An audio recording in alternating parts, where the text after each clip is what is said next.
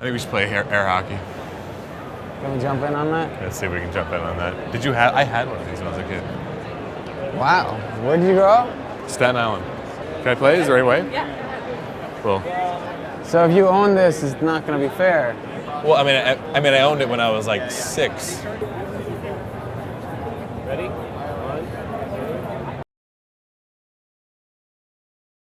I think growing up, and especially for doing what I do, it's a series of compromises. You're trying to figure out how many and what compromises you can do to still make sure that the movie winds up or whatever you're doing winds up your own. Mm-hmm. But you're definitely always trying to allow, because that's what it is. You're working with other people and you want these people to want to work on it. Mm-hmm. My father, it's him, and it's his work, and he's doing it first and foremost for him and my mother, and if other people are into it, good. Yeah.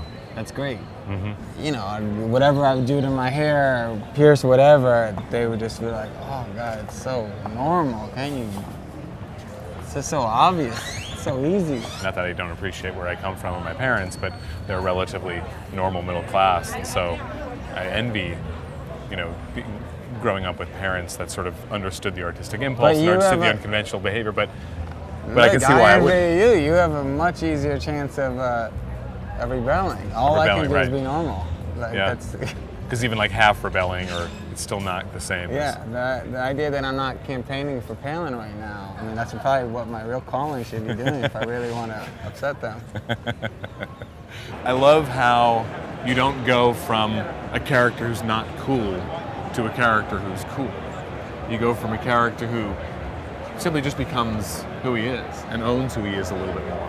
Yeah, and I think that he also starts off that way. I mean, that's what really attracted me to Terri. I liked that he had already given up on being cool and became, in my eyes, cool because of that. That was a bit cold. That was a bit cold. So I know that you don't make strictly autobiographical films. I know that there's intentionally some distance between what the film is in the end and what your experience was. I'm sort of curious sort of that process for you and what you were taking from your experience, what you were grabbing. Yeah, I mean, that distance is really important to me. I don't want to relive something. I like to have a connection to things that I've gone through, but I want to have new experiences. I mean, that's definitely was the idea of going in. I think that the difference between all the movies I've done are big for me. They feel like different worlds, and I can see a connection to them, but they're all places that I want to go to and spend time in because it's something else that I feel like I haven't been there for. Yeah.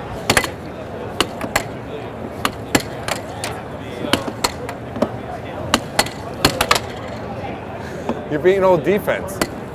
Oh, all right. That's what you want.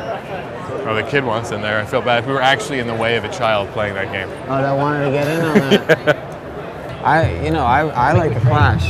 That's it. And I like something, two things coming together and seeing something new can come from it. Right. I want to do something different. Yeah. Which is more of an approach than a style, even. I like that there's this element and there's this element, and then sometimes that element will just be me and something very traditional, like a coming-of-age story. Yeah. And hopefully between these two, there'll be a spark there, and I can kind of trace that down while we're shooting and while we're editing. Mm-hmm.